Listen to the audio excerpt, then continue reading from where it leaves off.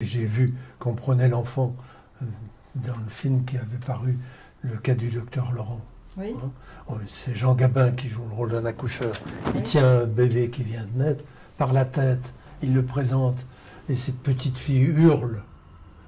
Mais on avait mis de la musique, donc on n'entendait que Bach ou Beethoven, mais on n'entendait pas les hurlements de l'enfant. Ou alors on le tenait sous les bras comme ça, mais de toute façon, tout enfant qui est tendu est en opisthothonos, c'est un réflexe de tension, et il hurle. Ou on le tenait par les pieds, c'était banal, hein, et on frappait pour le réanimer. Bref, ce que j'ai vu dans les maternités, c'était la violence. Que ce soit accouchement sans douleur ou pas, on ne s'occupait pas de la vie affective de l'enfant. D'ailleurs, toutes mes études de médecine, il était sourd, aveugle et insensible. Oui. D'ailleurs, les médecins ne parlent que de l'embryon ou du fœtus, et ils ne parlent pas, ou alors quelquefois le bébé, le bébé. Donc c'était pas l'enfant. J'ai écrit ça pour défendre Frédéric Voilà. Le Boyer. Oui. Est-ce que vous nous racontez un peu le contexte dans lequel vous avez décidé d'écrire cet ouvrage? Ben, je trouvais qu'il fallait intervenir Oui. pour voler au secours de Frédéric Le Boyer, mais au nom des analystes. Donc j'ai fait un livre analytique, mais j'ai introduit le sourire de l'enfant, alors que dans le premier livre, j'en avais pas parlé. Oui. C'est une erreur de ma part, parce que c'est important. Puis j'ai décrit ce qu'on voit quand on est en face d'un enfant, qu'on s'approche à 20 cm. Il suffit de lui dire qu'on le trouve beau pour que les sourcils de celui qui parle montent. Tandis que si je dis t'es un laidron, t'es affreux, attention, tout de suite il a peur. Un petit singe a peur s'il voit mes sourcils qui montent, qui descendent. Et tous les bébés regardaient mon nez. Qu'est-ce qu'il a mon nez? Rien. Simplement je respire. Et puis quand je parlais, ma bouche, j'ai vu l'enfant ouvrir et fermer la bouche, je tire la langue. Il me tire la langue. Alors qu'il est encore réuni à sa mère par son placenta. Donc c'est dingue de voir l'humanisation d'un enfant. Donc j'en témoigne dans ce livre. Et puis, comme parler de la vie affective prénatale, il n'y avait que les mythes qui en parlaient. Alors je reprends mon Lévi-Strauss et une étude Topinambour, je ne sais plus le nom des tribus. Il y a un tas de tribus dans lesquelles on raconte qu'un enfant dirige sa mère et lui demande de manger des petits légumes. Et puis quand elle refuse, alors à ce moment-là, il la boude. Enfin, il y a toute une série de mythes qui témoignent de l'importance de la vie prénatale de l'enfant. Alors je développe ça, puis surtout je développe des considérations sur le placenta. Je fais du placenta une sorte de cheval de guerre, parce que toutes mes amies, ou bon nombre d'amis analystes, disaient que le placenta c'était leur chair. Je dis non, c'est une livre de chair, ça pèse 500 grammes effectivement, mais ça fait partie de la chair de l'enfant. Non, j'ai bien senti que c'était ma chair que je perdais à ce moment-là. T'es folle, ça fait partie. Alors on a écrit les cahiers du nouveau-né, délivrance sur le placenta, etc. On a fait venir des spécialistes de ces problèmes de cellules de l'enfant ou de la mère, qui ont tous arbitré. Oui. Ça fait partie de l'enfant. Oui. Mais pourquoi je tiens à ce que le placenta fasse partie du corps de l'enfant s'il ne fait pas partie d'une sorte d'unité? Si on me coupe le pied, mon pied, ma jambe, puis qu'on la met dans un plat, elle ne bouge plus. Mais l'enfant, lui, séparé de la mère, il bouge, il vit.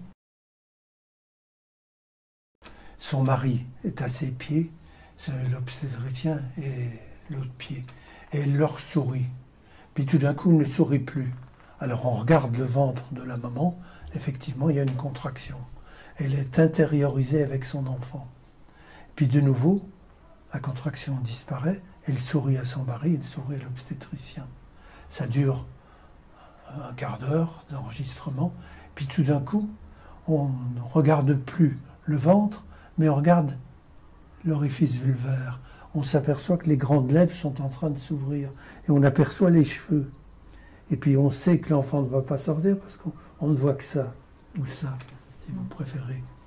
On se dit à la contraction suivante, ça, il va naître. Et effectivement, la contraction suivante, il naît sans aucun effort. Hein, c'est l'enfant qui se fait naître, l'utérus maternel l'excorpore.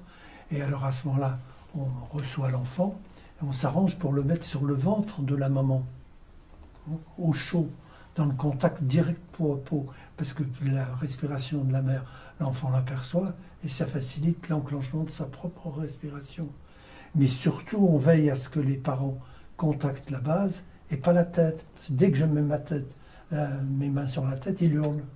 Dès que les mains arrivent ici, donc surtout sécuriser la base. Et pourquoi? Alors ça, il faut que je vous l'explique. La dure-mère, qui est le sac dans lequel se trouve le liquide céphalorachidien, dans lequel baigne notre masse cérébrospinale, la dure-mère s'insère sur le sacrum ici. Donc chaque fois qu'il y a un mouvement inspiratoire, expiratoire, ça tend un peu la dure-mère et le liquide descend. D'ailleurs, comme il y a une fontanelle, on ne voit pas la fontanelle bomber quand il criait, on voit la fontanelle qui se creuse. Et en même temps, on sent l'apaisement de l'enfant. C'est le liquide céphalorachidien qui est descendu. Alors ça, c'est les ostéopathes qui nous expliquent ça. Mais c'est essentiel. Respecter la sécurité de base. Quand je l'écrivais et je le demandais, je ne savais pas tout ça. C'est depuis. Alors, l'aptonomie respecte tout ça. Mais non seulement respecte le peau à peau maman, mais elle introduit le père comme indispensable. La mère ne peut pas se séparer de son enfant. D'où l'utilité de la main du père qui vient prendre l'enfant et puis qui verticalise l'enfant et lui donne la base, mais il lui donne l'ouverture au monde. Oui, apaisée, détendue, tranquille, confiante, oui. qui sache où elle va, ce qu'elle peut faire, et qui compte sur son homme, Oui, alors, qu'elle puisse se prolonger chez lui, en Oui. même temps qu'il se prolonge chez elle et chez alors ça l'enfant. veut dire quoi dans les conditions Des couples d'accouchement? vivants, Oui, mais pas seulement. et aimants. Dans les conditions médicales de l'accouchement. Ah ben ça c'est-à-dire- suppose que le quatrième terme, que l'obstétricien ne soit pas à la place du père pour chauffer la colle, Oui. de transfert pour avoir un bon accouchement sans douleur, mais soit à place du quatrième au service de la trinité familiale. Ça suppose qu'il sache s'effacer. Tant qu'un médecin se trouve, ou une sage-femme se trouve dans la pièce où une femme est avec son enfant, on n'entend jamais ce qu'on entend quand ils sont seuls. Parce que quand c'est dans l'intimité de la relation, c'est ouvre tes petits yeux qui riment avec les cieux. Mais oui, c'est le sourire qui apparaît,